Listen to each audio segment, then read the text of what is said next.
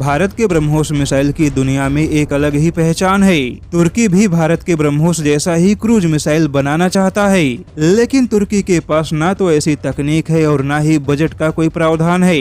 हालांकि चीन ने नकल करके भारत के ब्रह्मोस जैसा ही दिखने वाला क्रूज मिसाइल तो बनाया है, लेकिन चीन के क्रूज मिसाइल और भारत के ब्रह्मोस में जमीन आसमान का फर्क है। वहीं चीन ब्रह्मोस जैसे क्रूज मिसाइल को रोकने का कई बार अभ्यास भी कर चुका है, लेकिन चीन को अभी तक किसी भी अभ्यास में कोई खास कामयाबी नहीं मिली। वैसे चीन भले ही भारत के ब्रह्मोस मिसाइल को ज्यादा महत्व न देने का दिखावा करे, लेकिन जब उसी ब्रह्मोस मिसाइल को भारत ने सीमाओं पर तैनात किया या फिर उसी ब्रह्मोस मिसाइल को फिलीपींस ने खरीदने का फैसला किया, तो ब्रह्मोस को लेकर चीन का जो डर है वह सामने आ चुका है। वहीं चीन पर जो दबाव अमेरिकी टेक्नोलॉजी वाले हथियार भी नहीं बना सके, वह दबाव कहीं न कहीं भारत का ब्रह्मोस मिसाइल बनाता दिखाई दे रहा है, क्योंकि चीन की दादागिरी का जवाब देने के लिए फिलीपींस ने भारत के ब्रह्मोस मिसाइलों को खरीदने का फैसला किया। तो अब चीन के तेवर बदलते दिखाई दे रहे हैं, क्योंकि अब उसी चीन ने फिलीपींस को लगभग $1.25 करोड़ की सैन्य संसाधन दान में देने का फैसला किया है।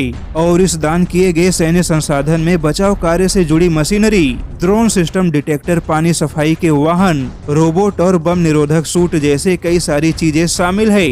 और ऐसा करके चीन कहीं न कहीं फिलीपींस के साथ अपने तनाव को कम करने का प्रयास कर रहा है। वैसे तो फिलीपींस अमेरिका का सहयोगी है, लेकिन फिर भी फिलीपींस भारत के हथियारों पर काफी भरोसा दिखा रहा है।